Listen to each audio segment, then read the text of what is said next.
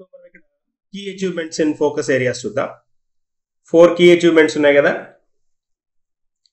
Last budget లో కూడా మనకి 7 కీ ఏరియాస్ అని హైలైట్ చేయడం జరిగింది. ఇప్పుడు వచ్చినప్పటికి ఇక్కడ కీ అచీవ్మెంట్స్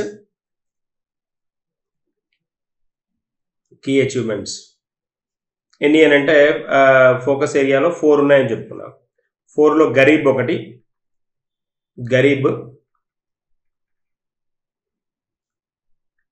తర్వాత ఉమెన్, యూత్ అండ్ ఫార్మర్. ఈ 4 అన్నమాట. ఇది ఫోకస్ ఏరియాస్. దానిలో మొదటిది మనం గరీబ్ గురించి చూడబోతున్నాం. Poverty alleviation of poverty. 25 crore people got a freedom from multi-dimensional poverty అంటున్నాడు. మల్టీ డైమెన్షనల్ పావర్టీ నుంచి మనకి దాదాపుగా 25 కోట్ల మందిని బయటికి తీసుకొచ్చామని చెప్తున్నారు. తర్వాత direct benefit transfer 34 lakh crore direct benefit transfer accounts open చేశామంటున్నారు. సో ఇవన్నీ ఏంటి అని అంటే ఇవన్నీ పూర్ని బయటికి అంటే గరీబ్ అనేది కాన్సెప్ట్ కాబట్టి ఇక్కడ మనకి వాళ్ళకి రిలేటెడ్ వన్ అనమాట ఇది.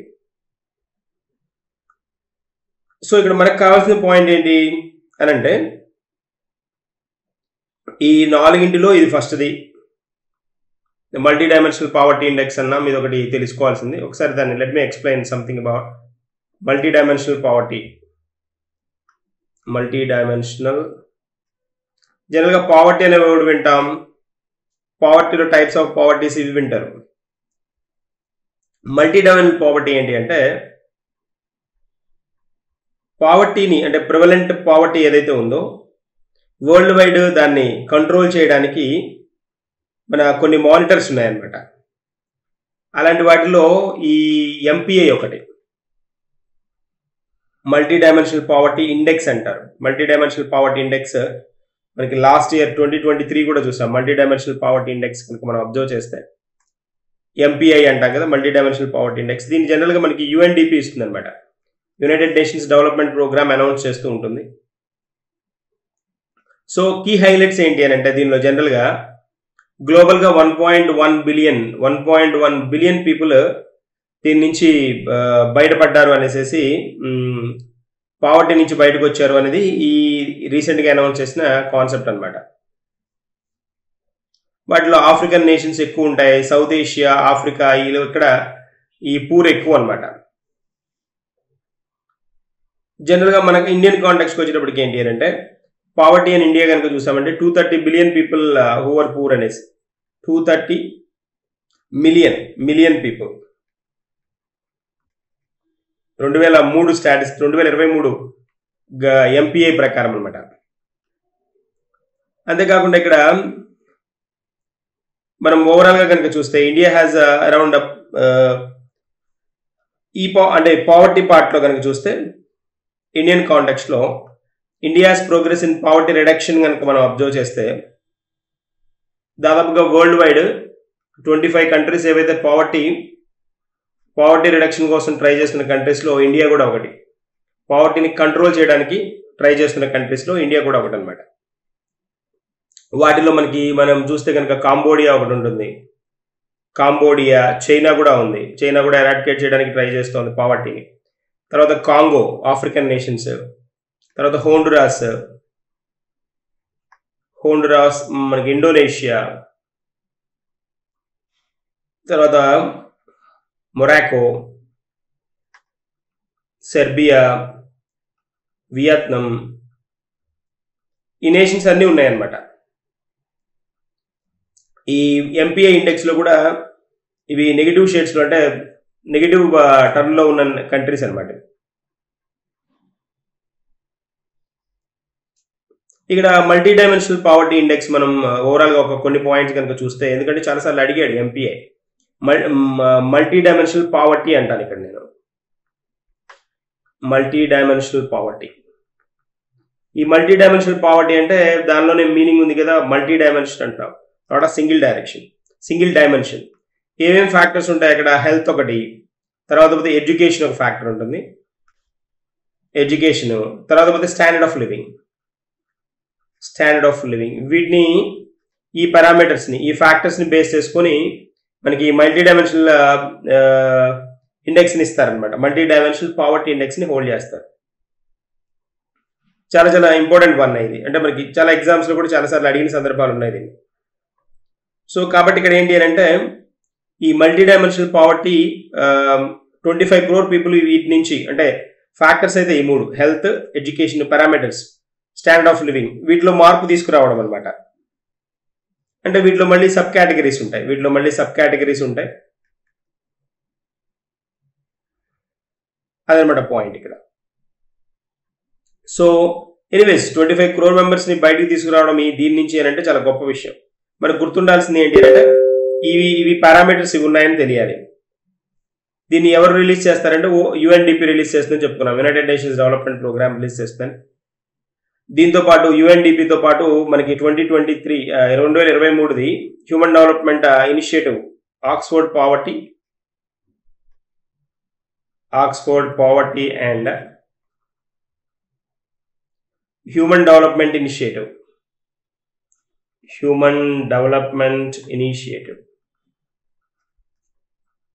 OPHI అంటారు. ఈ 2 రిలీజ్ చేశాయన్నమాట ఈ మల్టీ డైమెన్షనల్ పావర్టీ ఇండెక్స్ని.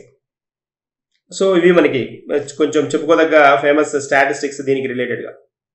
చాలాసార్లు చాలా క్వశ్చన్స్ అడిగాడు వీటికి రిలేటెడ్గా. Multi dimensional poverty index developed by this UNDP and OPHI. Simple question అడుగుతున్నాడు. Education, health and then standard of living, ఈ 3. దాంతోపాటు మనం కనుక చూస్తే డైరెక్ట్ బెనిఫిట్ ట్రాన్స్ఫర్ DBT అనుకుంటున్నాం కదా. ఈ డైరెక్ట్ బెనిఫిట్ ట్రాన్స్ఫర్ ట్రాన్సాక్షన్స్ కూడా పెరిగాయి అంటున్నారు. దాదాపుగా 34 lakh crore అమౌంట్స్ని డైరెక్ట్ బెనిఫిట్ ట్రాన్స్ఫర్ ద్వారా PM జన్ధన్ యోజన అకౌంట్ ఉంది కదా, ఈ అకౌంట్ ద్వారా ట్రాన్సాక్షన్స్ చేశారు అనేది పాయింట్. అంటే ట్రాన్స్ఫర్ చేశారు 34 lakh crore అనేది అనౌన్స్ చేస్తున్నారు. సోషల్ వెల్ఫేర్ ప్రోగ్రామే కదా ఇది, సోషల్ వెల్ఫేర్ ప్రోగ్రామ్ కాబట్టి గుడ్ టర్న్. అంతేకాకుండా ఇక్కడ ఇంకోటి ఏంటి అని అంటే దాదాపుగా వీళ్ళు ఈ 2.7 lakh crore 2.7 లక్షల కోట్ల రూపాయల సేవింగ్స్ని కూడా మూవ్ చేశారు బ్యాంక్ అకౌంట్స్ ద్వారా. దాదాపుగా 60 crore బ్యాంక్ అకౌంట్స్, 50 crores దాటేసాయి. ప్రధానమంత్రి జన్ధన్ యోజన ద్వారా 50 crores బ్యాంక్ అకౌంట్స్ పైన ఓపెన్ చేశారు, దానికంటే ఎక్కువ నెంబర్ ఓపెన్ చేశారు. తర్వాత ఇక్కడ ఏంటి అంటే 34 lakh crore direct benefit transfer అమౌంట్స్ని ట్రాన్స్ఫర్ చేయడం జరిగింది ఈ స్పాన్లో DBT వచ్చిన తర్వాత. అంతేకాకుండా దీనిలో ఏంటి అంటే సేవింగ్స్ కూడా ఉంటాయి కదా. ఇట్లా పబ్లిక్ ఈ 60 కోట్ల 50 కోట్లు దాటిన బ్యాంక్ అకౌంట్ల ద్వారా 2.7 lakh crore సేవింగ్స్ని కూడా ప్రమోట్ చేశారనేది పాయింట్. తర్వాత చూస్తే PM స్వనిధి, ఇది అడుగుతున్నాడు. ఈ ప్రోగ్రామ్ కదా, స్కీమ్ కదా, వెల్ఫేర్ స్కీమ్. దీని ద్వారా ఏంటి అంటే స్వనిధి ద్వారా 78 lakh స్ట్రీట్ వెండర్స్ బెనిఫిట్ అయ్యారు. స్ట్రీట్ వెండర్స్కి మనకి కోవిడ్-19 టైంలో వీళ్ళకి 10,000 రూపీస్ ఎలాంటి కొలాటరల్ లేకుండా కొలాటరల్ ఫ్రీ లోన్ ప్రొవైడ్ చేశారు కదా. ఆ కాంటెక్స్ట్ అనమాట. So 2.3 lakh have received credit for the third time. దీనిలో ఈ క్లాసిఫికేషన్లోనే 2.3 లక్షల కోట్ల రూపాయల 2.3 lakh have received credit for the third time కూడా వాళ్ళకి స్లాబుల వైజ్గా ఇవ్వడం జరిగింది, అమౌంట్స్ ఇవ్వడం జరిగింది అనమాట. తర్వాత PM JANMAN Yojana,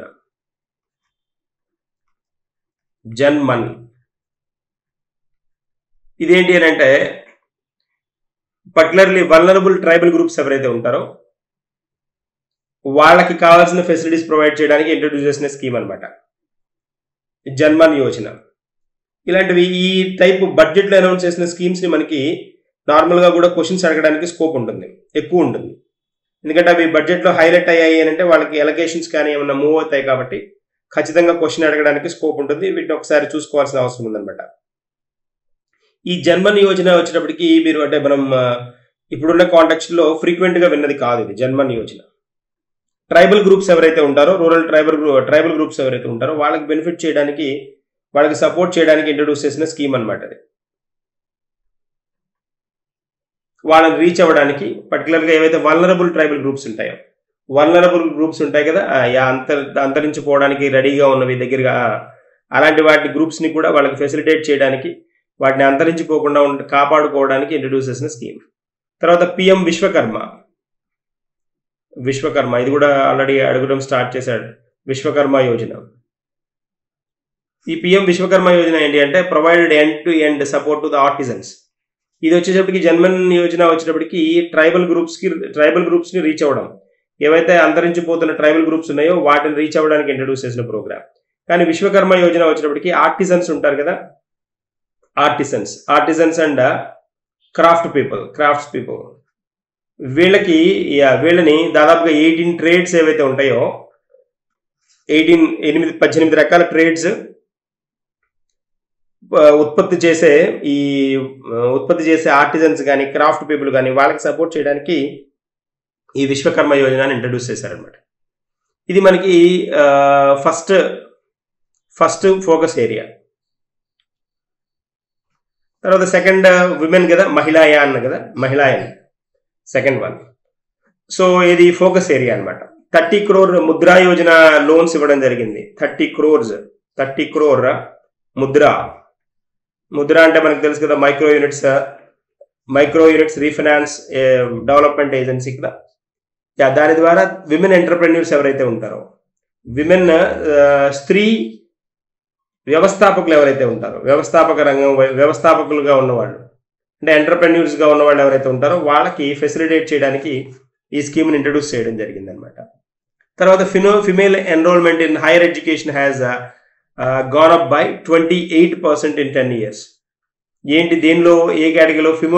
female enrolment in hire ఎడ్యుకేషన్లో ఫిమేల్ ఎన్రోల్మెంట్ పెరుగుతోంది అంటున్నాడు. గుడ్ సింటమ్ కదా ఇది, good symptom, very good symptom. ఎంత పర్సెంటేజ్ అంటే 28%, 10 yearsలో 28%. వెరీ వెరీ నైస్ వన్ ఇది.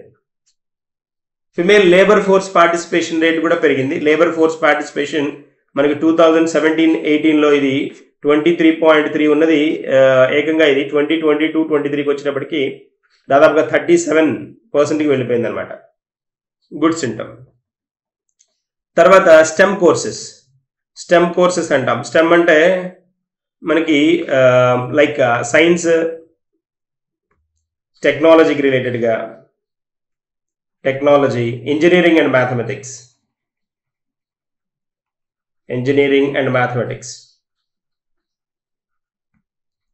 ఈ ఏరియాలో మనకి గర్ల్స్ ఎవరైతే ఉంటారో, girls and women constituted 43% of enrolment STEM ఏరియాలో అనమాట. ఇది ప్రోగ్రామ్స్, వీటికి అవేర్నెస్ ప్రోగ్రామ్స్ అవి కండక్ట్ చేస్తున్నారు. దీంతో ఏంటి అని అంటే 43% ఎన్రోల్మెంట్స్ నోటిఫై అవ్వడం జరిగింది వీటికి రిలేటెడ్గా. అంటే సైన్స్ వైపు, టెక్నాలజీ వైపు, ఇంజనీరింగ్ వైపు, మ్యాథమెటిక్స్ వైపు విమెన్ని ప్రమోట్ చేయడం స్టార్ట్ అయింది అనమాట. అది పాయింట్. కొంచెం నెంబర్ పెంచారు. తర్వాత విమెన్స్ డిగ్నిటీని ఎన్హాన్స్ చేయడానికి they focused on triple talaq illegal అని నోటిఫై చేశారు, అదొకటి.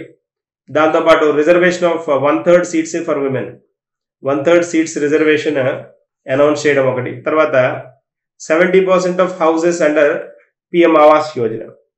విమెన్కి ఈ పిఎం ఆవాస్ యోజన కింద 70% రూరల్ ఏరియాస్లో ఈ విమెన్ని జాయింట్ ఓనర్గా లేదా విమెన్ బేస్గా వాళ్ళకి హౌసెస్ని అనౌన్స్ చేయడం కూడా జరిగింది అనమాట. That's a point. తర్వాత మనం చూస్తే యూత్కి రిలేటెడ్ కదా, యూత్కి రిలేటెడ్ వన్ ఇది యువ అంటున్నాం. సో యూత్కి రిలేటెడ్గా ఎలాంటి ప్రోగ్రామ్స్ ఇంట్రడ్యూస్ చేశారు అంటే యూత్ ఆర్ అమృత్ పీది అంటారు. సో ఇక్కడ నేషనల్ ఎడ్యుకేషన్ పాలసీ ఇంట్రడ్యూస్ చేయడం 2020లో. వాళ్ళకి కావాల్సిన అంటే ఎడ్యుకేషన్ సిస్టంలో చేంజెస్ తీసుకురావడం, అంటే రిఫార్మ్స్ తీసుకురావడం. Prime minister schools for rising India, PM SHRI అనే ప్రోగ్రామ్ ఒకటి ఉంది. PM SHRI, SHRI, prime minister's prime minister schools for rising India. దీని ద్వారా ఏంటి అంటే క్వాలిటీ టీచింగ్ ఫెసిలిటీస్ ఇవ్వడమే కాకుండా and holistic well rounded individuals, అన్ని రంగాలలో వెల్ రౌండెడ్ ఇండివిజువల్స్ ని తయారు చేయాలి, అన్ని రంగాల్లో నిష్ణాతులుగా తయారు చేయాలి అనే ఉద్దేశంతో ఇంట్రడ్యూస్ చేయడం జరిగింది. తర్వాత స్కిల్ ఇండియా మిషన్ సిమ్ అంటారు. ఈ స్కిల్ ఇండియా మిషన్ ద్వారా ఏంటి అని అంటే దాదాపుగా 1.4 crore యూత్ ని ట్రైన్ చేశారు. అంతేకాకుండా స్కిల్ ఇంప్రూవ్మెంట్ దాదాపుగా 54 lakhs మెంబర్స్ కి స్కిల్ అప్గ్రేడ్ చేయడం జరిగింది, అప్ స్కిల్డ్ అనమాట. అండ్ న్యూ ఐటీఐస్ దాదాపుగా 3,000 న్యూ ఐటీఐస్ ని ఇంట్రడ్యూస్ చేశారు. ఇవన్నీ వీళ్ళ యూత్ కి డెవలప్మెంట్ కోసం ఇంట్రడ్యూస్ చేసినవి. అంతేకాకుండా యూత్ కోసం ఇంట్రడ్యూస్ చేస్తుంది అనమాట. అంతేకాకుండా మనం కనుక అడిషనల్ గా చూస్తే న్యూ ఇన్స్టిట్యూషన్స్ కనుక చూస్తే దాదాపుగా 7 IITs ని కొత్త వాటిని ఇంట్రడ్యూస్ చేశారు. అంతకుముందు ఆల్రెడీ ఉన్న 20+ IITs తో పాటు వీటిని. తర్వాత పోతే 16 ట్రిపుల్ IITs, 7 IIMs, IITs రెండు సేమ్ 7 అనమాట. తర్వాత 15 aims, తర్వాత 390 యూనివర్సిటీస్ హ్యావ్ బీన్ సెటప్. దాదాపుగా 390 యూనివర్సిటీస్ ని కూడా ఎస్టాబ్లిష్ చేశారనమాట. ఇది పాయింట్. తర్వాత పిఎం ముద్రా యోజన కింద 43 crore loans aggregating 22.5 lakh crore ని అనౌన్స్ చేయడం కూడా జరిగింది. ఇది ముద్రా యోజన కింద మైక్రో యూనిట్స్ అంటే వీళ్ళని ఎంపవర్ చేయడం కోసం అనమాట, వీళ్ళకి ఎంప్లాయ్మెంట్ ఫెసిలిటీస్ ఇవ్వడం కోసం. అదే మనకి ముద్రా యోజన ఉంది కదా, శిశు కిషోర్, ముద్రా యోజన కింద మనం వింటాం కదా శిశు కేటగిరీ అని, శిశు కిషోర్ తరుణ్ అని. అంతే కదా, ఈ కేటగిరీస్ ఉంటాయి. ముద్రాలో ఎంత మటుకు లోన్ ఇస్తారు? 10 lakhs మటుకు లోన్ ఇవ్వడం జరుగుతుంది ముద్రాలో. Micro units development finance agency, MSMEs కి అనమాట. సో శిశు కేటగిరీ అంటే లెస్ దాన్ 50,000, 50,000 రూపాయల లోపు అయితే శిశు అంటారు. 50,000 నుంచి 5 లక్షల లోపు కనుక అయితే దాన్ని కిషోర్ అంటారు. అదే కనుక 5 lakhs to 10 lakhs కనుక లోన్ కనుక ఫెసిలిటేట్ చేస్తే దాన్ని తరుణ్ మోడల్ అంటాం. దట్ ఈస్ ద కాంటాక్ట్స్ అనమాట. తర్వాత దీంతో పాటు స్టార్టప్ ఇండియా ప్రోగ్రాము, తర్వాత పోతే స్టార్టప్ క్రెడిట్ గ్యారంటీ స్కీమ్స్, ఇలా యూత్ కోసం చాలా ఇంట్రడ్యూస్ చేశారు. అంతేకాకుండా మెడల్ టాలీ కూడా ఏషియన్ గేమ్స్, తర్వాత పోతే ఏషియన్ పారా, తర్వాత పోతే మనకి ఖేలో ఇండియా, తర్వాత పోతే ఖేలో పారా గేమ్స్, అంతేకాకుండా ఖేలో యూనివర్సిటీ గేమ్స్, ఇలా ఖేలో యూత్ గేమ్స్, ఇలా నెంబర్ ఆఫ్ గేమ్స్ ని ఇంట్రడ్యూస్ చేసి వాళ్ళని యాక్టివ్ గా ఉంచుతూ వాళ్ళ పార్టిసిపేషన్ కూడా పెంచుతున్నారు అనమాట. మనకి రీసెంట్ కాంటెక్స్ట్ లో కనుక మనం చూస్తే చెస్ ఛాంపియన్షిప్ మనకి ప్రజ్ఞానంద కదా,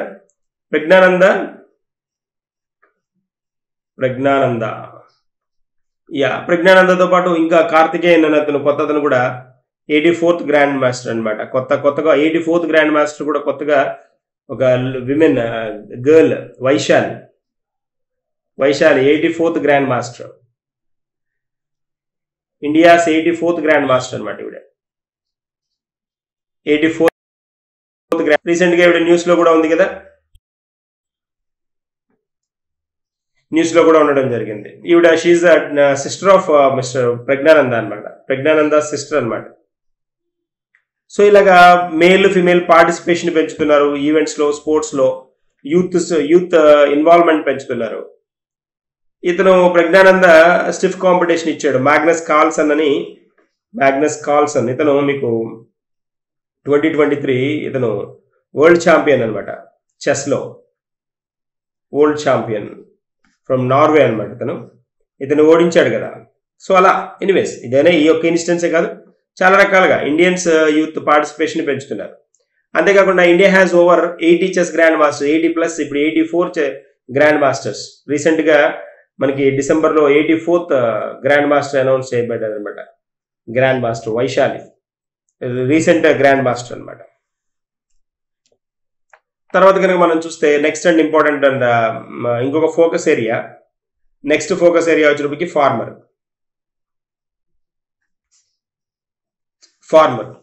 పిఎం కిసాన్ సమ్మాన్.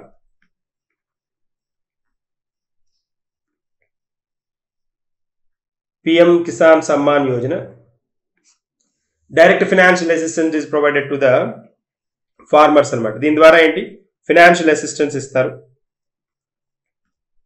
6,000 రూపీస్ కదా అసిస్టెన్స్ ఇస్తారు ఫార్మర్స్కి. దాన్ని కూడా ఇన్స్టాల్మెంట్స్లో అమౌంట్ ప్రొవైడ్ చేస్తారు.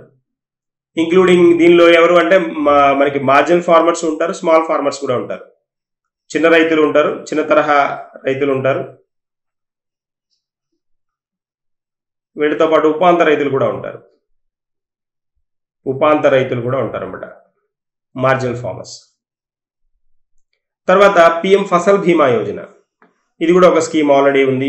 ఫసల్ బీమా యోజన వచ్చేటికి ప్రైమ్ మినిస్టర్ ఫసల్ బీమా యోజన. ఈ ఫసల్ బీమా యోజన ద్వారా ఏంటి అని అంటే, బీమా యోజన ఏదైతే పంట ఉందో దానికి పంటకి ఇన్సూరెన్స్ ప్రొవైడ్ చేసే స్కీమ్ అనమాట. బీమా ఇచ్చే స్కీమ్, బీమాను ప్రొవైడ్ చేసే స్కీమ్ అంటే క్రాప్ ఇన్సూరెన్స్ ప్రోగ్రామ్ అనమాట. క్రాప్ ఇన్సూరెన్స్ ప్రోగ్రామ్ ఇది దాదాపుగా 4 కోట్ల మంది ఫార్మర్స్ కి రీచ్ అయ్యేటట్టు చేశారు. 4 crores, చాలా స్పెషల్ కదా. 4 కోట్లు అంటే చిన్న నెంబర్ కాదు. పిఎం సమ్మాన్ వచ్చేటప్పటికి పిఎం కిసాన్ సమ్మాన్ యోజన వచ్చేటప్పటికి 11.8 crore ఫార్మర్స్కి. చూడండి నెంబర్ చూడండి, 4 కోట్ల మంది. తర్వాత ఎలక్ట్రానిక్ నేషనల్ అగ్రికల్చర్ మార్కెట్, ఈ మార్కెట్ అంటాం కదా, ఈనామ్ అంటాం కదా, ఈనామ్ ఫెసిలిటీస్ అంటే ఇంటిగ్రేటెడ్ 1361 మండీస్ని దాదాపుగా 1.8 crore ఫార్మర్స్కి వీళ్ళు ట్రేడ్ చేసుకోవడానికి దాదాపుగా 3 lakh crore అమౌంట్స్ని ఈ మార్కెటింగ్ ద్వారా హోల్డ్ చేయడానికి పాసిబిలిటీ ఇచ్చారు. అంతేకాకుండా ఫార్మర్ సెంట్రిక్ పాలసీస్ అంటే ఏంటి అంటే రైతు కేంద్రంగా పథకాలు అంటే విధానాలు అనమాట. రైతు కేంద్రంగా విధానాలు అంటే సెంట్రల్ ఫార్మర్ సెంట్రిక్ పాలసీస్ అంట. తర్వాత income support, coverage of risks through price and insurance support, promotion of technologies and innovations through startups, ఇలా రకరకాల కాన్సెప్ట్స్ మీద ఫోకస్ చేస్తూ ఫార్మర్ వెల్ఫేర్ కోసం చాలా స్కీమ్స్ని వీటిని కూడా ఇంట్రడ్యూస్ చేస్తున్నారు అనేది కాన్సెప్ట్. తర్వాత వస్తే స్ట్రాటజీ ఫర్ అమృత్ కాల్. ఇప్పుడు మనకి 4 ఫోకస్ ఏరియాస్ మనం చెప్పుకున్నాం. ఏమేమి ఫోకస్ ఏరియాస్ డిస్కస్ చేసాం వచ్చేటప్పటికి, ఫార్మర్స్ డిస్కస్ చేసాం, విమెన్, యూత్, తర్వాత పోతే పూర్, వీళ్ళు డిస్కస్ చేసాం. అమృత్ కాల్ ఉంది మనకి. అమృత్ కాల్ అంటాం కదా. అమృత్ కాల్ అంటే అమృత్ మహోత్సవ్. 75 years మనకి ఈ ఇండిపెండెన్స్ వచ్చిన ఇండియన్ సందర్భంగా చాలా కాన్సెప్ట్స్ని, కొత్త వాటి మీద ఫోకస్ చేయడం స్టార్ట్ చేశారు. వాటిలో సస్టైనబుల్ డెవలప్మెంట్. ఈ సస్టైనబుల్ డెవలప్మెంట్ ఏంటి అని అంటే, ఈ ఎమిషన్స్ ఏవైతే ఉన్నాయో వాటిని 0 చేస్తాం 2070 నాటికి అంటున్నారు. 2070కి ఎమిషన్స్ తగ్గించేస్తామని. తర్వాత ఇంకా అంటే కొత్త డిఫరెంట్ ఫేజెస్లో కంప్రెస్డ్ న్యాచురల్ గ్యాస్, తర్వాత పిఎన్జి అండ్ కంప్రెస్డ్ బయోగ్యాసెస్, వీటి మీద ఫోకస్ చేస్తూ వస్తున్నారు. తర్వాత financial assistance for procurement of biomass aggregation machinery కానీ, అంటే ఓవరాల్గా బయోఫ్యూయల్స్కి ఇంపార్టెన్స్ ఎక్కువ ఇవ్వడం స్టార్ట్ చేస్తున్నారు. బయోఫ్యూయల్స్కి వాటికి రిలేటెడ్గా బయోఫ్యూయల్స్ని ఇంప్రూవ్ చేయడం కోసం, అంటే బయోఫ్యూయల్ అంటే జీవ ఇంధనాలు అనమాట. జీవ ఇంధనాల మీద ఫోకస్ చేస్తూ మనకి చాలా స్కీమ్స్ కూడా ఇంట్రడ్యూస్ చేశారు. గోబర్ధన్, దాంతోపాటు సతత్, అంతేకాకుండా పిఎం జీవన్ ప్రోగ్రామ్, ఈ స్కీమ్స్ అన్ని బయోఫ్యూయల్స్ పెంచడం కోసం, అంటే బయోమాస్ తోటి ఎలా వాటిని యూజ్ చేసి ఈ పర్టికులర్ జీవ ఇంధనాలను పెంచుకోవాలి, జీవ ఇంధనాల ప్రొడక్షన్ ఉత్పత్తి పెంచాలి అనే దాని మీద ఫోకస్ చేస్తారనమాట. మనం ఫర్దర్గా కనుక చూస్తే ఇంకా రూఫ్ టాప్ సోలరైజేషన్ అంటే పీవీ మన ఫోటోవోల్టాయిక్ లైట్స్ని అదే మన ప్లేట్స్ని ఇంట్రడ్యూస్ చేసి దాదాపుగా free electricity per month for 1 crore household 300 units ఫ్రీగా ఇవ్వాలి. రూఫ్ టాప్ సోలరైజేషన్ ఇంప్రూవ్ చేసి 300 యూనిట్లు free electricity per month provide చేయాలి ఒక్కొక్క హౌస్ హోల్డ్ అనే టార్గెట్లో కూడా నడుస్తున్నారు. Adoption of buses, electronic buses adoption, vehicles ecosystem పెంచడం. తర్వాత new scheme for bio manufacturing and bio foundry to be launched. Environmental friendly ఆల్టర్నేటివ్స్ని పెంచుకోవడానికి ట్రై చేస్తున్నారు. తర్వాత ఇప్పటివరకు అచీవ్ చేసినవి ఏంటి అని అంటే 10 crore ఎల్పిజి కనెక్షన్స్ అండర్ ప్రధానమంత్రి స్కీమ్, అర్బన్ స్కీమ్స్ ఏవైతే అర్బన్కి రిలేటెడ్గా ఇంట్రడ్యూస్ చేసిన స్కీమ్స్, ప్రధానమంత్రి ఉజాలా యోజన కదా, ఉజ్వల యోజన కింద ఎల్పిజి ప్రొవిజన్ తీసుకుంటారు కనెక్షన్స్. 36.9 crore LED bulbs. ఇది ఉజాలా, ఇది ఉజ్వల, ఈ స్కీమ్ ఉజ్వల, ఇది ఉజాలా ప్రోగ్రామ్ కింద బల్బ్స్, ఎల్ఈడి బల్బ్స్ అనమాట. ఉజ్వల ప్రోగ్రామ్ కింద వచ్చేటప్పటికి ఎల్పిజి కనెక్షన్స్ ఇస్తున్నారు అనమాట. Energy efficient fans distributed under Ujala programme కింద ఎనర్జీ ఎఫిషియంట్ ఫ్యాన్స్ కూడా డిస్ట్రిబ్యూట్ చేస్తున్నారు. అంతేకాకుండా LED street lights LED street లైట్స్ని కూడా ఇన్స్టాల్ చేస్తారు. ఇవన్నీ ఆల్రెడీ అచీవ్ చేసినవి. సో ఇట్లా నెంబర్ ఆఫ్ స్కీమ్స్ని గవర్నమెంట్ ఫోకస్ చేస్తుంది అనమాట. అమృత్ కాల్కి అనుగుణంగా అంటే చాలా చేంజెస్ తీసుకొని వస్తుంది. ఉన్న ఎగ్జిస్టింగ్ సిస్టంలో చాలా రకాల చేంజెస్ని తీసుకొని వస్తుంది అనమాట. నిజమా? అంతేకాకుండా మనం కనుక చూస్తే నాన్ ఫాజిల్ ఫ్యూయల్స్ ఏవైతే ఉన్నాయో, non fossil fuel installed energy capacity increase from 30.4. 2004లో నాన్ ఫాజిల్ ఫ్యూయల్స్ అంటే ఏంటి అని అంటే మనకి రెన్యూబుల్ ఎనర్జీ సోర్సెస్ లాంటివి. ఫాజిల్ ఫ్యూయల్స్ అంటే శిలాజ ఇంధనాలు కాకుండా, శిలాజ ఇంధనాలతో పోలిస్తే జీవ ఇంధనాలకు ఇంపార్టెన్స్ పెంచుకుంటూ వస్తున్నారు. ఈ నాన్ ఫాజిల్ ఫ్యూయల్స్ కనుక కెపాసిటీ కనుక మనం అబ్జర్వ్ చేస్తే 2004లో 30.4% ఉండేది. 2023కి వచ్చేటప్పటికి ఇది 43.9% తీసుకొచ్చేసారు. అంటే దాదాపు 13.5% డిఫరెన్స్ తీసుకొచ్చారనమాట. ఇంప్రూవ్మెంట్ తీసుకొచ్చారు అనేది concept. Street lighting national programme ఒకటి ఉంది, ఎస్ఎన్ఎల్పి. ఇది దీని కింద ఏంటి అని అంటే ఇక్కడ ఎస్ఎన్ఎల్పి అనుకున్నాం కదా. ఈ ప్రోగ్రామ్ కింద 1.3 crore LED street lights install చేస్తున్నారు. ఎస్ఎన్ఎల్పి ఉంది కదా, SNLP programme street lighting national programme దీని కింద అనమాట. ఇది context. Strategy for Amrit Kaal 75 సంవత్సరాలు నిండికి అందుని సందర్భంగా మనం అచీవ్ చేసినవి ఇవన్నీ ఫోకస్లో ఉన్నవి, ఇప్పుడు ఫోకస్ చేస్తున్నవి ఇవన్నమాట. తర్వాత చూస్తే ఇన్ఫ్రాస్ట్రక్చర్ అండ్ ఇన్వెస్ట్మెంట్. మౌలిక సదుపాయాలు, పెట్టుబడులు కనుక మనం చూస్తే implementation of 3 major railway corridor programmes under PM Gati Shakti dynamic energy. ఇది లాస్ట్ పార్ట్లోనే అంటే లాస్ట్ 2023-24 బడ్జెట్లోనే అనౌన్స్ చేశారు. ఇది లాజిస్టిక్స్ని ఇంప్రూవ్ చేయడం కోసం, లాజిస్టిక్స్ వ్యవస్థని ఇంప్రూవ్ చేయడం కోసం, వాటి ఎఫిషియన్సీని పెంచి తర్వాత కాస్ట్ తగ్గించడం కోసం, ఖర్చు తగ్గించుకోవడం కోసం 3 major railway corridor programmes introduce చేశారు అండర్ డైనమిక్ ఎనర్జీ ప్రోగ్రామ్, అదే గతి శక్తి ప్రోగ్రామ్. వాటిలో అవేవే అంటే promotion of foreign investment via bilateral investment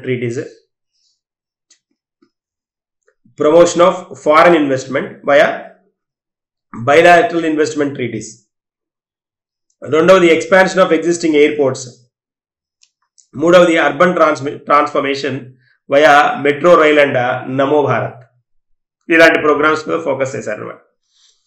capital expenditure అంటే క్యాపిటల్ ఎక్స్పెండిచర్ అనే వర్డ్ మనం వింటాం. ఇప్పటివరకు మనం విన్నది రెవెన్యూ పార్ట్ విన్నాం కదా, క్యాపిటల్ ఎక్స్పెండిచర్. క్యాపిటల్ ఎక్స్పెండిచర్ అంటే ఏంటి అని అంటే ఏవైనా సరే దీర్ఘకాలిక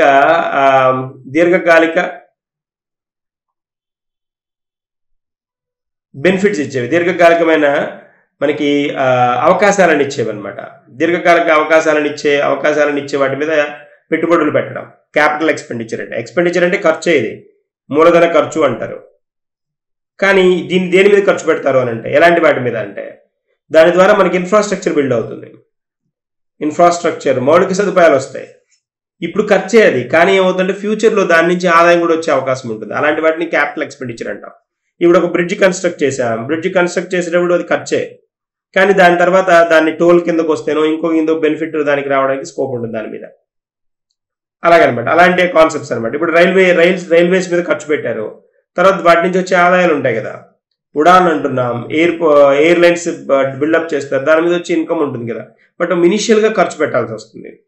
అలా వేటి మీద అయితే ఇలాంటి వాటి మీద ఫ్యూచర్లో ఆదాయం వచ్చే వనరుల మీద మనం ఖర్చు పెడతాం. అది ఆ ఖర్చుని క్యాపిటల్ ఎక్స్పెండిచర్గా చెప్పుకోవచ్చు. క్యాపిటల్ ఎక్స్పెండిచర్ కనుక మనం చూస్తే గ్రాడ్యువల్గా ఇది పెరుగుతూ వస్తుంది చూడండి. బడ్జెట్ ఇయర్ 2024 వచ్చేటప్పటికి మనకి దాదాపుగా ఇక్కడ కనుక గమనిస్తే ఇదిగోండి, ఇక్కడ ఈ ట్యాగ్ 9 ట్యాగ్ దాటింది, ఇది 10 ట్యాగ్ దాటింది అనమాట. ఇట్లాగా ఇన్వెస్ట్మెంట్ పెరుగుతుంది. డబులింగ్ ఫారెన్ డైరెక్ట్ ఇన్వెస్ట్మెంట్స్ విదేశీ ప్రత్యక్ష పెట్టుబడులు అంటాం కదా, విదేశీ ప్రత్యక్ష పెట్టుబడులు ఇవి డబల్ అయ్యాయి అనమాట. ఎప్పటి నుంచి చూస్తే 2005-14 గ్యాప్ నుంచి 2014-23 గ్యాప్ కనుక చూస్తే మనం, అంటే ఈ స్పాన్లో 10 years స్పాన్ కనుక అబ్జర్వ్ చేస్తే దీనిలో కరెక్ట్గా డబుల్ అయ్యాయి. డబుల్డ్ ఏది ప్రత్యక్ష పెట్టుబడులు, ఫారెన్ డైరెక్ట్ ఇన్వెస్ట్మెంట్స్. తర్వాత ఇన్క్లూజివ్ డెవలప్మెంట్ అంటే అందరికీ సంబంధించినమాట. ఆస్పిరేషనల్ డిస్ట్రిక్ట్ ప్రోగ్రామ్ ఒకటి ఇంట్రడ్యూస్ చేశారు. ఆస్పిరేషనల్ డిస్ట్రిక్ట్ ప్రోగ్రామ్ ADP అంటాం. రాష్ట్ర ప్రభుత్వాలు ఏవైతే ఉన్నాయో రాష్ట్ర ప్రభుత్వాలకు సంబంధించిన అభివృద్ధి, తర్వాత పోతే అభివృద్ధితో పాటు వాళ్ళకి ఉద్యోగ అవకాశాలు కలిగించడానికి ఇంట్రడ్యూస్ చేసిన ప్రోగ్రామ్ అనమాట.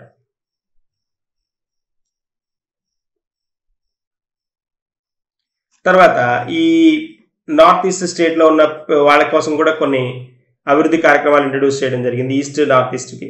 తర్వాత additional 2 crore houses targeted for next 5 years.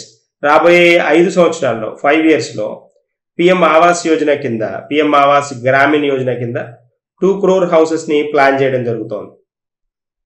తర్వాత హౌసింగ్ ఫర్ మిడిల్ క్లాస్ వాళ్ళకు కూడా హౌసెస్ని ప్రొవైడ్ చేయడానికి ప్లాన్ చేస్తారు, ఓన్ హౌస్ని. తర్వాత more medical colleges will be set up utilising existing hospital infrastructure. మనం చెప్పుకున్నాం ఇందాక ఎయిమ్స్ లాంటి వాటిని ఇంట్రడ్యూస్ చేయాలని అనుకుంటారని. తర్వాత సర్వైకల్ క్యాన్సర్ వ్యాక్సినేషన్ని ఏదైతే 9 to 14 years ఇంపార్టెంట్, ఇక్కడ ఏజ్ గ్రూప్ ఇంపార్టెంట్. గర్ల్స్కి 9 to 14 years గర్ల్స్కి సర్వైకల్ క్యాన్సర్ వ్యాక్సినేషన్ ఇవ్వాలి అని. తర్వాత maternal and child health care కింద చాలా స్కీమ్స్ని ఈ పర్టికులర్ సినర్జీ కిందకి తీసుకురావడం జరిగింది అనమాట, ఇంప్లిమెంట్ చేయడానికి.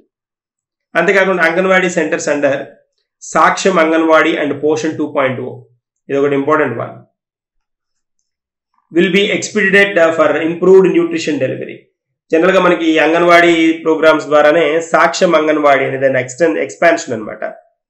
దీని ద్వారా ఏంటి అంటే ఈ న్యూట్రిషన్ ఆల్రెడీ ఇంప్రూవ్డ్ న్యూట్రిషన్, పౌష్టికాహారం బాగా ఇంప్రూవ్ చేసిన పౌష్టికాహారాన్ని ఇవ్వడం. అంతేకాకుండా ఎర్లీ చైల్డ్హుడ్ కేర్, చిన్న వయసులోనే చైల్డ్హుడ్ కేర్ అండ్ డెవలప్మెంట్ ఇది హోల్డ్ చేయడం, ఇవన్నీ ఇంట్రడ్యూస్ చేస్తున్నాం అనమాట. తర్వాత అంతేకాకుండా యూవిన్ ప్లాట్ఫామ్ ద్వారా ఏంటి అంటే immunisation and intensified efforts of mission Indradhanush programme నుంచి బెనిఫిట్ అవుతున్న వాళ్ళు, దాని నుంచి వీళ్ళు వ్యాక్సిన్స్ ఏవైతే ఫెసిలిటేట్ చేస్తున్నారో వాటన్నిటి గురించిన అవగాహన కూడా క్రియేట్ చేస్తున్నారు అనమాట. అంటే అంతకుముందు మనకి ఫస్ట్లో అయితే మనకి దీని ట్యాగ్లో అంటే ఈ ప్రోగ్రామ్ కింద మనకి ఎలా ఉండేదంటే మిషన్ ఇంద్రధనుష్ కింద, ఇంద్రధనుష్ ఫస్ట్ ఇనిషియల్గా స్టార్ట్ అయినప్పుడు 7 ఏవైతే వ్యాక్సిన్ ద్వారా అంటే ఇమ్యునైజ్ చేయగల కెపాసిటీ ఉన్న డిసీజెస్ ఉన్నాయో వాటి మీద ఫోకస్ చేయడం జరిగింది అనమాట. తర్వాత ఆయుష్మాన్ భారత్ స్కీమ్ కింద, ఆయుష్మాన్ భారత్ కింద to all ASHA workers and anganwadi workers and helpers, ఈ వీళ్ళకు కూడా దీన్ని ఎక్స్టెండ్ చేయడం జరిగింది అనమాట. ఆశా వర్కర్స్,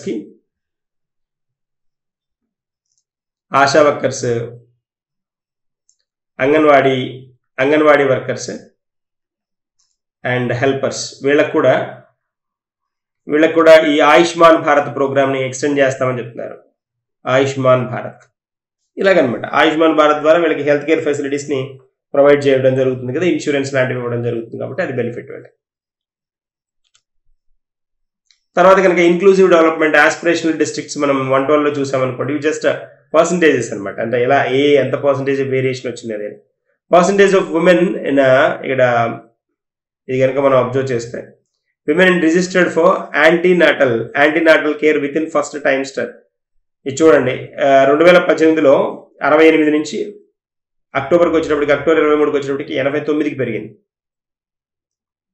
యాంటీనాటల్ కేర్ ఉంటుంది కదా, యాంటీనాటల్ కేర్ ఈ పర్టికులర్ పార్ట్లో అంటే ఇవి ఏమవుతాయంటే సైన్స్ అండ్ టెక్నాలజీ డెవలప్మెంట్ వల్ల కూడా పాసిబుల్ అయ్యాయని చెప్పాలి వీటిని. అంతే కదా, మెడిసిన్ ఇవన్నీ హోల్డ్ అవుతున్నాయంటే ఖచ్చితంగా ఏంటి సైన్స్ అండ్ టెక్నాలజీ డెవలప్మెంట్ వల్ల ఇవి కుదురుతాయి. ప్రెనాటల్ కేర్ అంటాం, యాంటీనాటల్ కేర్ అంటుంటాం, దీన్నే యాంటీనాటల్ అంటాం, ప్రినాటల్ కేర్ అని కూడా అంటారు. ప్రినాటల్ కేర్ అన్న యాంటీనాటల్ కేర్ అన్న అదొకటే. యాంటీనాటల్ కేర్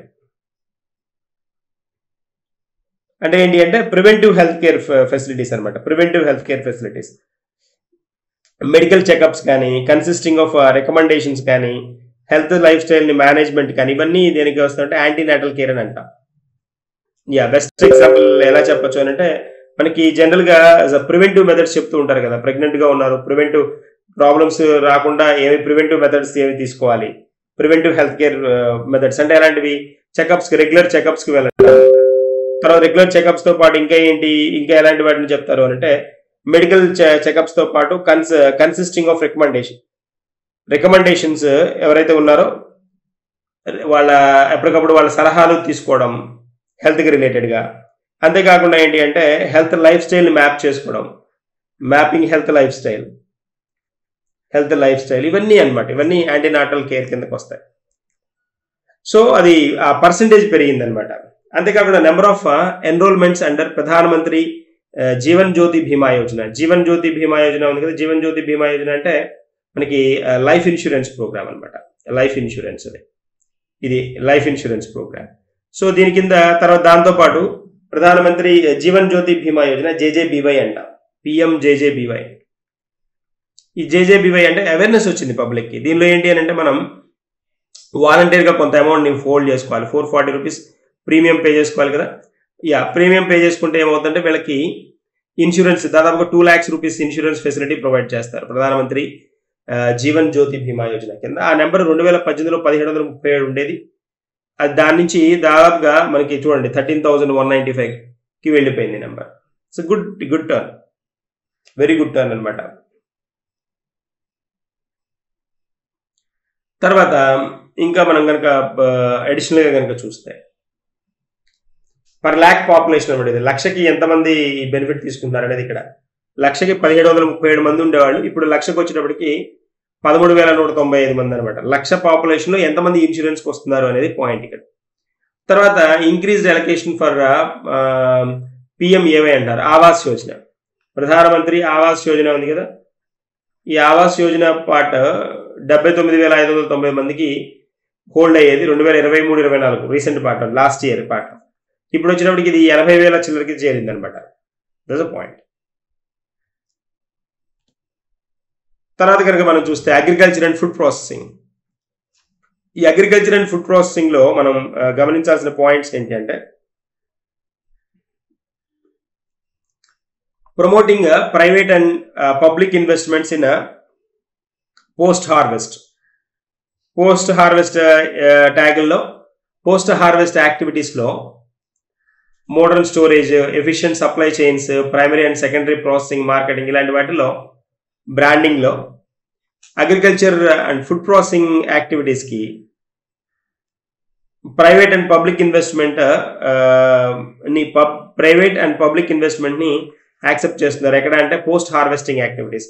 హార్వెస్టింగ్ జరిగిన తర్వాత అంటే పంట చేతికి వచ్చిన తర్వాత, పండిన తర్వాత నెక్స్ట్ యాక్టివిటీస్ ఉంటాయి. వాటిని కోల్డ్ స్టోరేజ్లో టర్న్ చేసుకోవడం, తర్వాత పోతే వాటిని నెక్స్ట్ స్టేజ్కి వెళ్ళే విధంగా అంటే హోల్సేల్ దగ్గర నుంచి డిస్ట్రిబ్యూటర్ దగ్గరికి ఇలా ట్యాగ్ అవ్వడం, వీటన్ని యాక్టివిటీస్ అనమాట. తర్వాత application of nano DAP on various crops will be expanded. చాలా క్రాప్స్ అగ్రోక్లైమేటిక్ అండ్ జోన్స్ బేస్ చేసుకొని డిఏపి ఏదైతే ఉందో మనకి ఇస్తాం కదా, డిఏపి యాడ్ చేస్తాం కదా, దాన్ని ఫాస్ఫేట్. సో ఆ వేరియస్ క్రాప్స్ కి ఎక్స్పాండ్ చేయడం కూడా జరిగింది. తర్వాత Atmanirbhar Bharat oil seeds Abhiyan strategy కింద Atmanirbhar Bharat for oil seeds, oil seeds లో మనం వేరే కంట్రీస్ మీద డిపెండ్ అవ్వకుండా సెల్ఫ్ సఫిషియెంట్ గా తయారవ్వాలి అనేది కాన్సెప్ట్. వేరే కంట్రీస్ మీద వేటి మీద డిపెండ్ అవుతున్నాం మనం ఈ ఆయిల్ సీడ్స్ కి? బేస్ వన్ ఉక్రెయిన్ లాంటి కంట్రీల మీద, చైనా లాంటి కంట్రీల మీద మన డిపెండెన్సీ తగ్గించుకోవాలి, మనమే ఇక్కడ ప్రొడ్యూస్ చేసుకోవాలి అనేది కాన్సెప్ట్ ని మూవ్ చేస్తున్నారు. తర్వాత comprehensive programme for dairy development to be formulated control foot and mouth disease and then increase the productivity milk animals. ఏవైతే పాల ఉత్పత్తులని ద్వారా మనకి ఇచ్చేసే యానిమల్స్ ఉంటాయో వాటికి రిలేటెడ్ గా డిసీజెస్ ని వాటిని తగ్గించడం ద్వారా వాటి పాల ఉత్పత్తిని పెంచుకోవాలని చూస్తారు అనమాట. స్టెప్పింగ్ అప్ ఇంప్లిమెంటేషన్ ఆఫ్ ప్రధానమంత్రి మత్స్య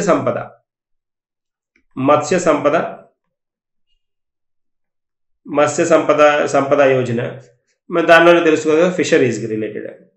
ఎలాగో ఫిషరీస్ కాంటెక్స్ట్ లో world wide India has got good rank. అది తర్వాత ఏపీకి కూడా మంచి పొజిషన్ ఉంది ఈ ఎగ్స్ ప్రొడక్షన్, తర్వాత ఫిష్ ఇలాంటి వాటిల్లో. So to enhance the aquaculture productivity, double exports and generate more employment opportunities, 5 integrated aqua parks to be setup.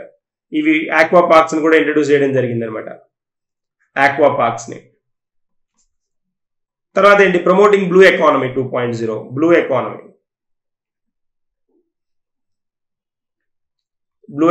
2.0. Blue economy దేనికి రిలేటెడ్ అంటే coastal aquaculture, మ్యారీకల్చర్ with integrated and multi sectoral approach will be launched అనేది concept.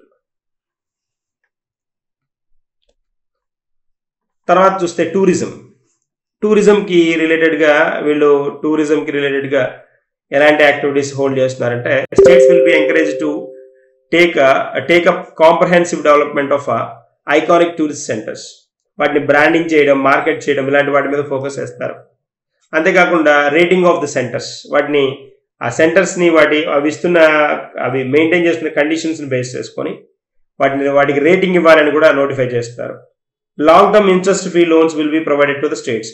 ఇలాంటి tourist hubs గా ఉన్న ఏరియాలు ఏవేవైతే ఉన్నాయో వాటిని స్టేట్ కనుక కలిగి ఉంటే వాటికి long term interest free loans కూడా ప్రొవైడ్ చేస్తామంటున్నారు. అంతేకాకుండా ప్రాజెక్ట్స్ ఫర్ పోర్ట్ కనెక్టివిటీ మనకి ఈ పోర్ట్లు కనెక్ట్ అయ్యే విధంగా టూరిజం ఇన్ఫ్రాస్ట్రక్చర్ ని, తర్వాత వాటికి సంబంధించిన ఫెసిలిటీస్ని, ఎమ్యూనిటీస్ని ఇంప్రూవ్ చేయడానికి కూడా ట్రై చేస్తున్నారు. ఈ వాటిల్లో లక్షద్వీప్ కూడా ఉందన్నమాట. లక్షద్వీప్ మనకి రీసెంట్గా ఫోకస్ అవుతున్న ఏరియా కదా ఇది. మాల్దీవ్స్ మీద డిపెండెన్సీ తగ్గించి మాల్దీవుల మీద, దీని మీద లక్షద్వీప్కి మనం డైవర్ట్ చేశాం కదా దశవాన్. తర్వాత అదర్ మెజర్స్, ఇంకా మిగిలినవి కనుక మనం చూస్తే, ఇంకా ఏమైనా ఇతరత్ర మెజర్స్ కనుక చూస్తే లాక్పతి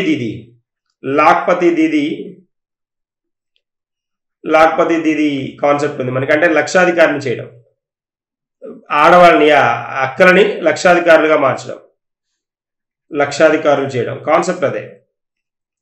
లక్షాధికారులు చేయడం అనమాట, ఇది కాన్సెప్ట్. 2 to 3 crore పీపుల్ని చేయాలి, 2 నుంచి 3 కోట్ల మందిని లక్షాధికారులుగా చేయాలి అనేది concept.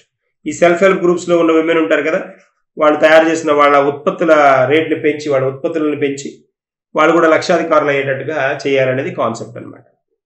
Income at least 1 lakh per year per household, ఒక ఇంటికి 1 లక్ష రూపాయల ఆదాయం వచ్చే విధంగా సంవత్సరానికి చేయాలి అనేది కాన్సెప్ట్. తర్వాత promoting research and innovation, research and innovation R&I అనమాట. ఇన్నోవేషన్ మీద ఫోకస్ చేయడం. ఇన్నోవేషన్ అంటే ఏంటి అంటే కొత్తమైన ఆవిష్కరణలు అనమాట. కొత్తమైన ఆవిష్కరణలకి వాటికి ముందు అంటే వాటికి కావాల్సిన హెల్పింగ్ హ్యాండ్ ఇవ్వడానికి దాదాపుగా 1 lakh crore అమౌంట్ని 50-year interest free loans 50-year interest free లోన్ని ప్రొవైడ్ చేయడం జరుగుతుంది అనమాట. Research and innovation related programmes ఏమైనా ఎస్టాబ్లిష్ చేసుకుంటే. అంతేకాకుండా new scheme will be launched for strengthening deep technologies for defence purpose and expediting Atmanirbhar Bharat. ఏవైనా సరే డీప్ టెక్నాలజీ డిఫెన్స్కి రిలేటెడ్గా ఏమైనా మ్యానుఫ్యాక్చరింగ్, డిఫెన్స్కి రిలేటెడ్గా డీప్ టెక్నాలజీ కానీ లేకపోతే టెక్నాలజీకి రిలేటెడ్గా ఏమన్నా వర్క్లు కనుక జరిగితే ఆత్మనిర్భర్ భారత్ కింద, అంటే మన దేశంలోనే మనమే టెక్నాలజీని ఇంప్రూవ్ చేసుకోవడానికి కనుక యాక్టివిటీస్ కనుక హోల్డ్ చేస్తే వాటికి కూడా దాన్ని ఆత్మనిర్భర్ భారత్ కింద వాటిని స్ట్రెంథన్ కూడా చేస్తామని చెప్పడం జరిగింది అనమాట. తర్వాత రిఫార్మ్స్ ఇన్ వికసిత్ భారత్. ఈ వికసిత్ భారత్లో భారత్ ప్రోగ్రామ్ కింద వీళ్ళు కొన్ని సంస్కరణలు తీసుకొస్తామని చెప్తున్నారు. ఎలాంటివి? 75,000 crore rupees as a 50-year interest-free loan is proposed to support milestone-linked reforms by the state government.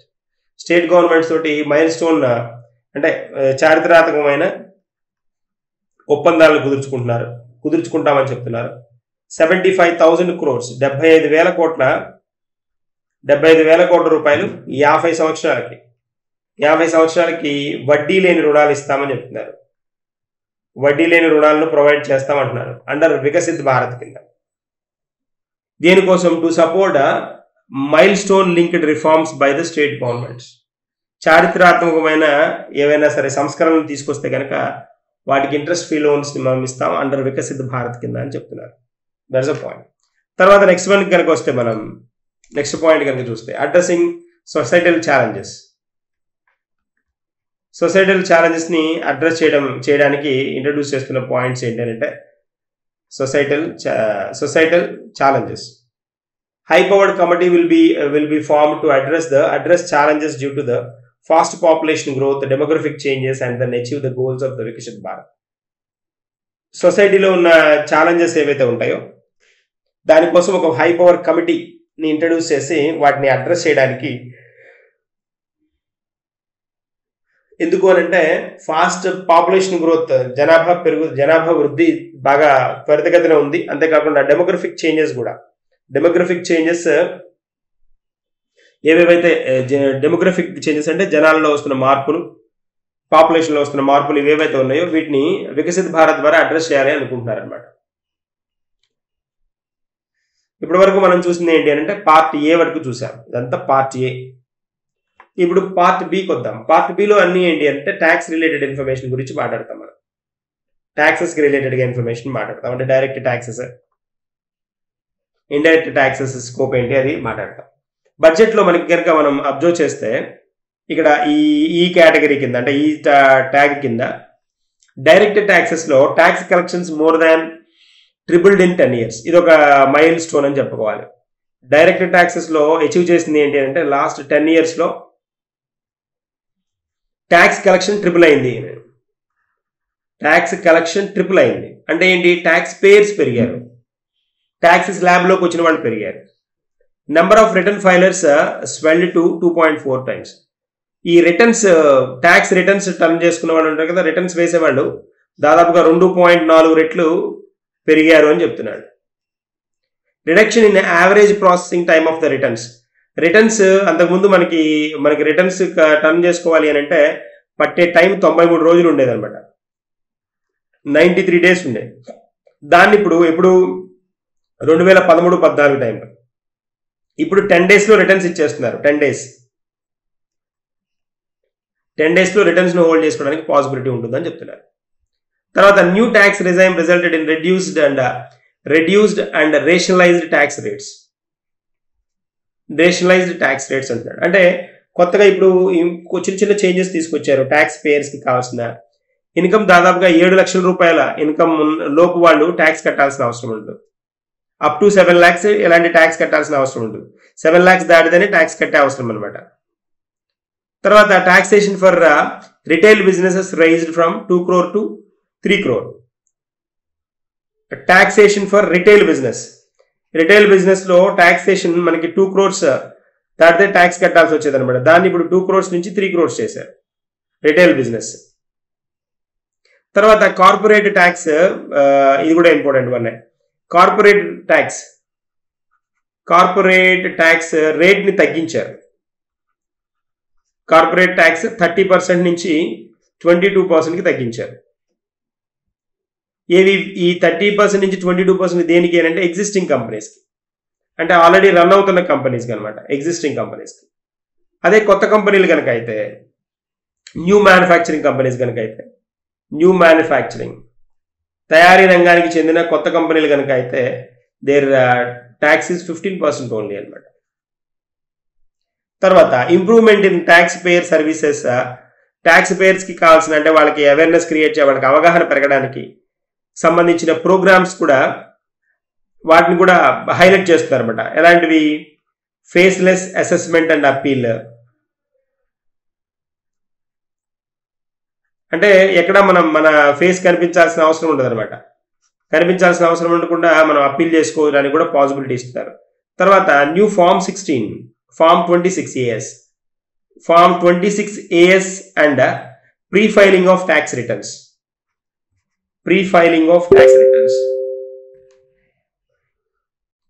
దీని ద్వారా ఏం చేయొచ్చు అంటే, ఈ పర్టికులర్ న్యూ ఫార్మ్ ద్వారా 26AS ద్వారా ప్రీ ఫైలింగ్ కూడా చేయొచ్చు. ట్యాక్స్ రిటర్న్స్ ని ముందుగానే ఫైల్ చేసుకోవచ్చు అనమాట, ముందుగానే టర్న్ చేసుకోవచ్చు, ప్రీ ఫైలింగ్ చేసుకోవచ్చు, ముందుగా ఫైల్ చేసి పెట్టుకోవచ్చు. రిటర్న్స్ మనకి రెగ్యులర్ టైంలో టర్న్ అవుతాయి. ఇవన్నీ ఇప్పుడు మనం మాట్లాడడం డైరెక్ట్ ట్యాక్సెస్ గురించి. మరి ఇండైరెక్ట్ ట్యాక్సెస్ కోడ్లో ఏమైనా ఇండైరెక్ట్ ట్యాక్సెస్ లో వచ్చిన మార్పులు ఏంటి అని అంటే, average monthly gross GST collections double. GST collection double అయింది. మరి ఆదాయమే కదా, సెంట్రల్ గవర్నమెంట్కి వచ్చే ఇన్కమే కదా అది. Tax buoyancy of state revenue from 0.72 to 1.22 in the post GST period. Tax buoyancy ఈ ట్యాక్స్కి రిలేటెడ్గా ఉన్న ఏవేవైతే ఇబ్బందికరమైన అంశాలు ఉన్నాయి, అంటే కొన్ని బయోయన్సీ అంటే డబుల్ టర్న్ అవ్వడం. ఇది జనరల్గా మనకి ట్యాక్స్ బయోయన్సీ అనేది కొన్ని సందర్భాల్లో ప్రాబ్లం కింద కన్సిడర్ చేస్తారన్నమాట.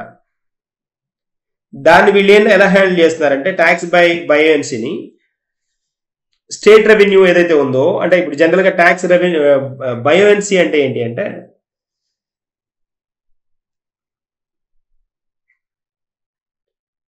మనకి జనరల్గా నేషనల్ ఇన్కమ్ తోటి దీన్ని హోల్డ్ చేసి చెప్తారనమాట. బయోయన్సీ ట్యాక్స్ బయోయన్సీ చెప్పాలి అని అంటే ఎలాగా, if the tax revenues increase more than proportionately in response to a rise in national income or output, then that is called a tax buoyancy అంట.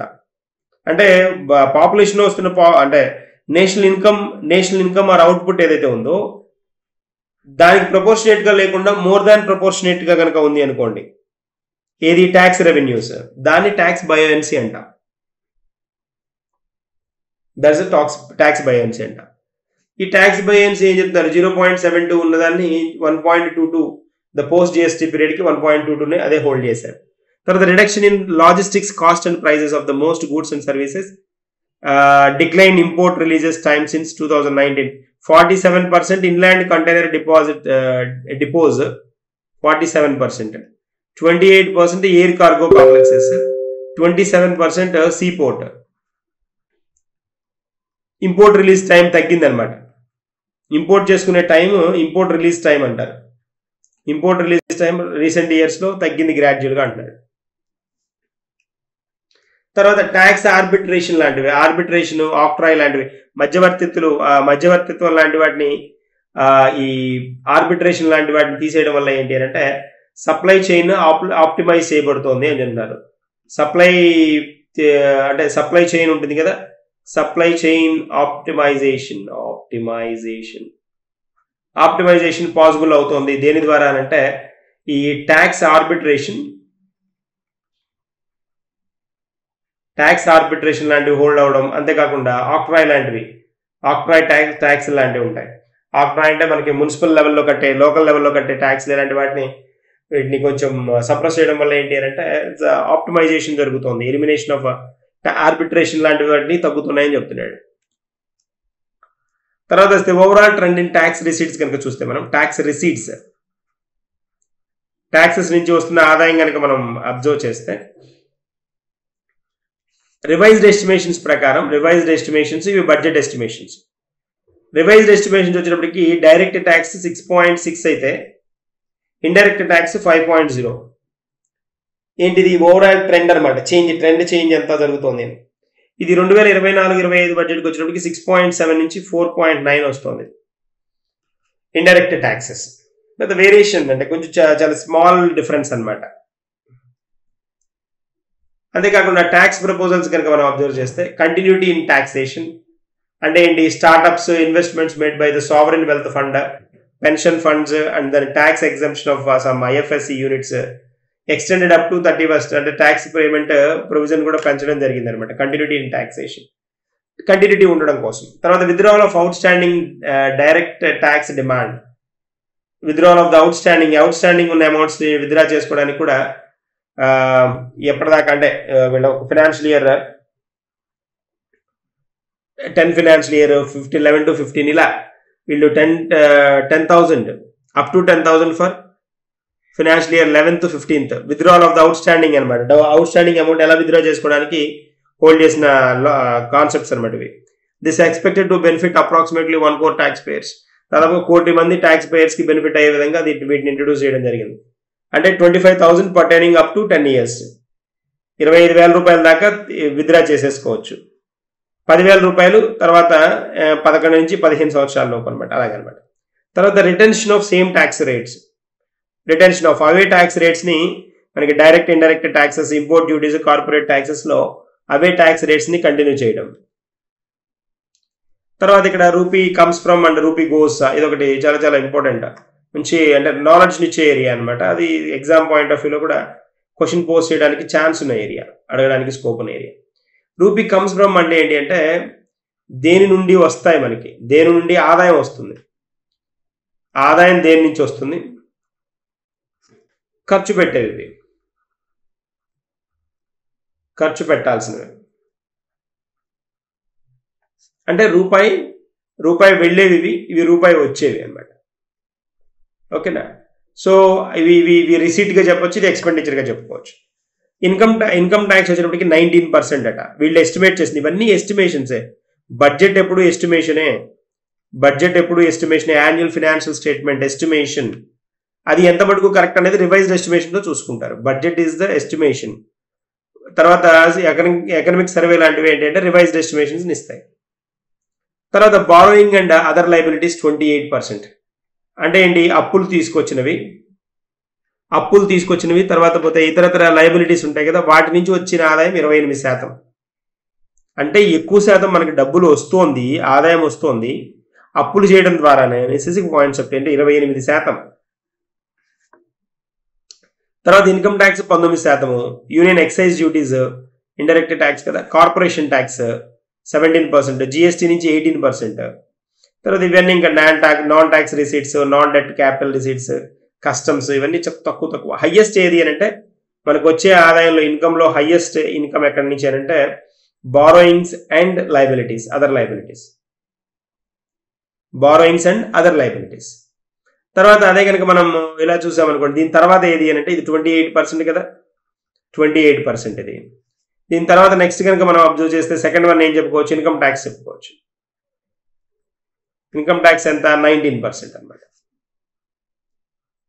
జిఎస్టీకి వచ్చేటప్పటికి 18%. తర్వాత రూపీ గోస్ టు అన్నాడు. రూపీ గోస్ టు మరి రూపాయి బయటికి వెళ్ళేది ఎలాగా, ఎంత ఖర్చుకు గురవుతుంది అంటే హైయెస్ట్ ఏది అని అంటే ఖర్చు పెట్టేదంటో, గవర్నమెంట్ ఖర్చు పెట్టేదంటో హైయెస్ట్ ఎక్కడికి టర్న్ అవుతుంది అని అంటే మనకి ఇక్కడ చాలా ఉన్నాయి. ఎలాంటివి ఇప్పుడు చూడండి, ఇంట్రెస్ట్ పేమెంట్స్, వడ్డీలు కట్టాలి కదా, అప్పులు తీసుకొచ్చాము, బారోయింగ్స్ తీసుకొచ్చినప్పుడు వాటికి వడ్డీ కట్టాలి కదా, వడ్డీల రూపంలో ఇంట్రెస్ట్ పే చేస్తున్న వాటిలో 20% వెళ్ళిపోతుంది మన ఆదాయంలో 20%.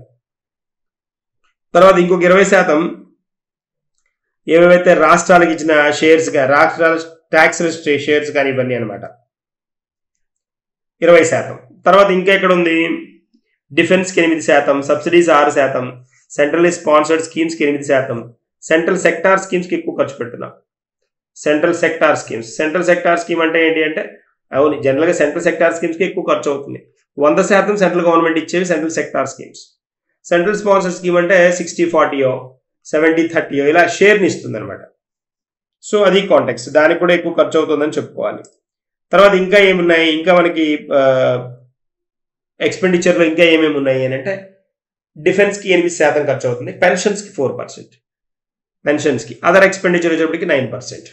దిస్ ద వన్ అనమాట.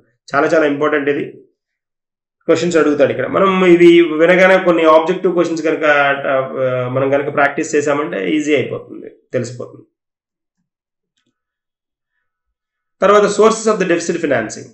మరి డెఫిసిట్ ఫినాన్సింగ్కి లోటు బడ్జెట్ ఉంది కదా, మరి లోటు బడ్జెట్కి ఎక్కడి నుంచి పూరించుకుంటున్నాం అని అంటే, మరి ఎక్కడి నుంచి డబ్బులు తెచ్చుకుంటున్నామో చెప్పాలి కదా. లోటు బడ్జెట్ని పూరించే విధానం ఏది అని అంటే, వేటి నుంచి మనం హోల్డ్ చేసుకుంటున్నాం అని కనుక చెక్ చేస్తే మనం ఒకసారి ఇక్కడ చూడండి, 2024-25 బడ్జెట్ ప్రకారం మనకి ఇదిగోండి, ఇదేంటిది సాఫ్రన్ కలర్లో ఉంది చూడండి, securities against small savings. Securities against small savings అంటున్నాడు. చిన్న మొత్తాలు ఉంటాయి కదా, వాటికి సంబంధించిన వాటికి ఇచ్చిన సెక్యూరిటీస్ అంటే కొలాటరల్గా ఇస్తారు కదా, వాటిని మనం ఎక్కువ హోల్డ్ చేస్తున్నాం. డెఫిసిట్ ఫినాన్స్కి మనకి డెఫిసిట్ అవ్వడానికి అయిన ఫినాన్స్ని మనం రికవర్ చేసుకోవడానికి దాదాపు ఎప్పుడు అదే సోర్స్, ఎప్పుడు అదే ఉండేది. బట్ గ్రాడ్యువల్గా అది కొంత తగ్గింది అనమాట. ఇప్పుడు దాని మీద డిపెండెన్స్ కొంచెం తగ్గింది, కంపారిటివ్గా తగ్గింది, ముందు దాంతో పోలిస్తే తగ్గింది. అంటే ఏంటి, ఇప్పుడు స్మాల్ సేవింగ్స్ ఉంటాయి కదా, చిన్న మొత్తాల పొదుపులు ఉంటాయి కదా, ఈ చిన్న మొత్తాల పొదుపులుగా ఏవైతే జరుగుతున్నాయో స్మాల్ సేవింగ్స్, వాటిని సెక్యూరిటీస్గా అంటే అక్కడ వాటిని గవర్నమెంట్ యూజ్ చేసుకోవడం ఇచ్చేస్తుంది అనమాట. వాటిని సెక్యూరిటీస్ అగైనెస్ట్ స్మాల్ సేవింగ్స్, అదొకటి హైయెస్ట్. తర్వాత ఇంకోటి ఏంటి, షార్ట్ టర్మ్ బారోయింగ్స్, తక్కువ కాలానికి, స్వల్పకాలానికి కదా, స్వల్పకాల అప్పులు అనమాట బారోయింగ్స్. తర్వాత ఇంకా మిగిలిన వచ్చినప్పటికి మిగిలినంత తక్కువ పర్సెంటేజ్ ఉన్నాయి. ఇదైతే నెగిటివ్ పార్ట్లో ఉన్నది మనకి. ఇది కనుక అబ్జర్వ్ చేస్తే అదర్ రిసీట్స్ అంటే అలాగా ఇంటర్నల్ డెట్ కానీ పబ్లిక్ అకౌంట్స్ కానీ ఇవన్నీ నెగిటివ్లో ఉన్నాయి అనమాట, మైనస్లో ఉన్నాయి. ఓకేనా, this is the one.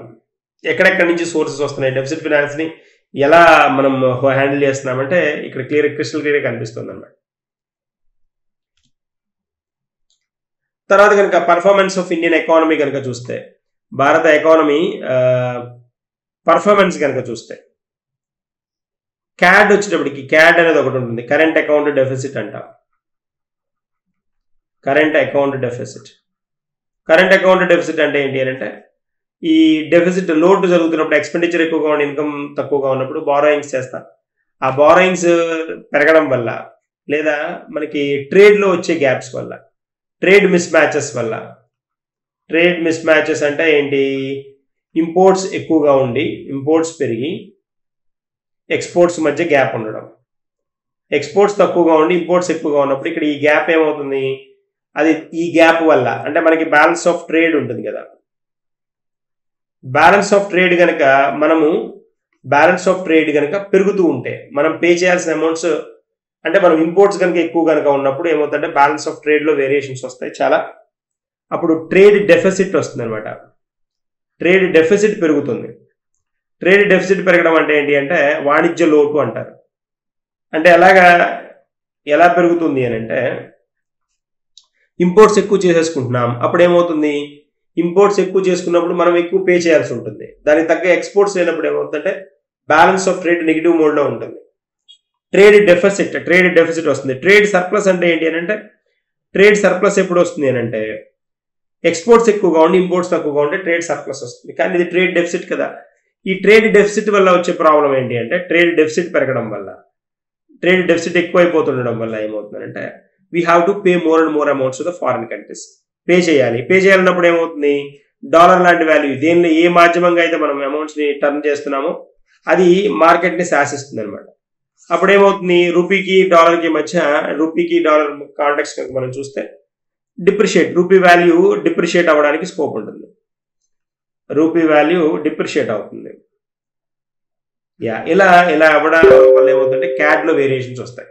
But ఇక్కడ దానికి భిన్నంగా ఏం జరుగుతుంది అని అంటే ఇక్కడ ఈ కాంటెక్స్ట్ కనుక మనం చూసామంటే ఇది గ్రాడ్యువల్గా ఇదిగోండి ఇక్కడ తగ్గిపోతూ ఉంది. CAD తగ్గుతోంది, కరెంట్ అకౌంట్ డెఫిసిట్ తగ్గుతోంది అంటే రూపీ స్ట్రాంగ్ అవుతోంది అని మీనింగ్. ట్రేడ్ డెఫిసిట్ నుంచి ట్రేడ్ సర్ప్లస్లోకి వస్తాం అనేది మీనింగ్. తర్వాత అన్ఎంప్లాయ్మెంట్ రేట్ కూడా మనకి గ్రాడ్యువల్గా 2017-18లో 6.1 ఉన్న అన్ఎంప్లాయ్మెంట్ రేట్ దాదాపుగా 3.2కి వస్తుంది. తర్వాత GNPAs నాన్ పర్ఫార్మింగ్ అసెట్స్ ఉంటాయి కదా, GNPA అంటాం, గ్రాస్ నాన్ పర్ఫార్మింగ్ అసెట్స్ అంటారు, స్థూల నిరర్ధక ఆస్తులు అంటాం.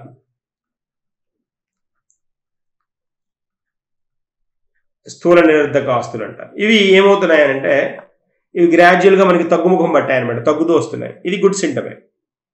3.2కి వచ్చాయి. ఒకప్పుడు దాదాపుగా 11.2 ఉన్నాయి. 11.2 2018లో 11.2 ఉన్న GNPA gross nation non performing assets అవి దాన్ని it's reach to 3.2. It's good symptom. తర్వాత rising volume of the digital transactions volume పెరుగుతోంది అంటున్నాడు. డిజిటల్ ట్రాన్సాక్షన్స్ వాల్యూమ్ పెరుగుతోంది గ్రాడ్యువల్గా అంటున్నాడు. వాల్యూమ్ పెరగడం ఏంటి అంటే మనకి ఇప్పుడు చూడండి డిజిటల్ ట్రాన్సాక్షన్స్ చేస్తున్న వాళ్ళ సంఖ్య పెరుగుతోంది. ఇది గుడ్ సింటమే కదా, సంఖ్య పెరుగుతోంది. తర్వాత rise in average monthly gross GST collections పెరుగుతున్నాయి. ఇది గుడ్ సింటమే కదా, GST కలెక్షన్స్ పెరుగుతున్నాయి. అంతేకాకుండా ఫాల్ ఇన్ హెడ్లైన్ ఇన్ఫ్లేషన్ అంటాం. ఇప్పుడు ఇన్ఫ్లేషన్ తగ్గింది అనుకోండి, ఇన్ఫ్లేషన్ తగ్గుతుంది అంటే పాజిటివ్ టర్నే కదా. సో ఇక్కడ మనకి ఏమవుతుంది అంటే ఇక్కడ మనం అబ్జర్వ్ చేసింది ఏంటి అంటే హెడ్లైన్ ఇన్ఫ్లేషన్ తగ్గుతోంది అంటున్నాడు. హెడ్లైన్ ఇన్ఫ్లేషన్ తగ్గుతోంది గ్రాడ్యువల్గా అన్నాడు. ఫాల్ ఇన్ హెడ్లైన్ ఇన్ఫ్లేషన్, మరి ఇది అడ్వాంటేజే కదా. హెడ్లైన్ ఇన్ఫ్లేషన్ ఎలా మెజర్ చేస్తామంటే total inflation with in an economy including commodities such as food and energy prices. Food energy prices ని కనుక ఇంక్లూడ్ చేసామంటే ఫుడ్ ఎనర్జీ ప్రైసెస్ కనుక మనం ఇంక్లూడ్ చేస్తే దాన్ని ఏమనాలి అని అంటే మనం we should call it as headline inflation.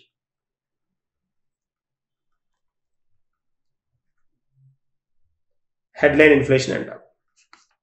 అంటే వీటిని జనరల్గా క్రూడ్ ఆయిల్ని కొన్నిట్లో ఎనర్జీని వాటిని ఎక్స్క్లూడ్ చేస్తుంటారు. బట్ మనం ఫుడ్ని ఎనర్జీ ప్రైసెస్ని వీటిని కూడా ఇంక్లూడ్ చేసామంటే దాన్ని హెడ్లైన్ ఇన్ఫ్లేషన్ అని పిలుస్తాం. హెడ్లైన్ ఇన్ఫ్లేషన్ ఏమవుతుంది, తగ్గుతూ వస్తుంది. హెడ్లైన్ ఇన్ఫ్లేషన్ మనకి ఏమైంది అని అంటే గ్రాడ్యువల్గా లాస్ట్ ఇయర్ 2023లో 7% ఉన్న హెడ్లైన్ ఇన్ఫ్లేషన్ అది గ్రాడ్యువల్గా 5.5% వచ్చింది సర్ప్రైజింగ్గా. సో ఇది గుడ్ సింటమ్, ఇది absolutely good symptom. That is a point అనమాట. సో ఇక్కడ మనకి దీంతో మనం కనుక అబ్జర్వ్ చేస్తే ఈ బడ్జెట్కి సంబంధించిన మనకి కోర్ ఏరియాస్ అన్ని కంప్లీట్ అయ్యాయి. కోర్ ఏరియాస్ అనమాట. ఇది మనకి అనౌన్స్ చేసిన బడ్జెట్. ఇంకా కొన్ని కావాలంటే మనకి స్టాటిస్టిక్స్ ఉంటాయి. స్టాటిస్టిక్స్ ఎంత అంటే ఏంటి, ఎలాంటివి, దేనికి ఎంత అమౌంట్ అనౌన్స్ చేశారు, స్కీమ్స్కి ఎంత అలాట్ చేశారు, ఇలాంటి అంశాలు కూడా మీకు ఇంట్రెస్ట్ ఉంది అంటే మీరు చదువుకోవడానికి అవకాశం ఉంటుంది, చదువుకొని వెళ్ళొచ్చు. దట్స్ అ పాయింట్ అనమాట. Thank you.